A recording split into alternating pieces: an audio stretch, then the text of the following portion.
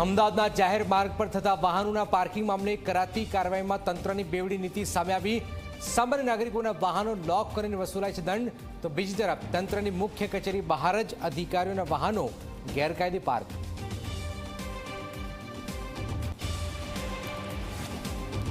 રાજકોટની ભાજપ શાસિત મહાનગરપાલિકામાં સ્મશાનમાં લાકડામાં પણ કૌભાંડ। તૂટેલા વૃક્ષોને સ્મશાનમાં મોકલવાના બદલે 32 ટ્રેક્ટર ભરીને બારોબાર વેચાણ। ગાર્ડન શાખા વિરુદ્ધ શરૂ થઈ તપાસ।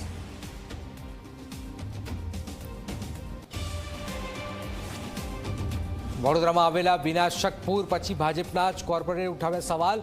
સામાન્ય સભાની બેઠકમાં પૂર માટે મેયર અને સ્ટેન્ડિંગ કમિટીના ચેરમેન સહિતના 5 નેતાઓને ગણાવાયા જવાબદાર।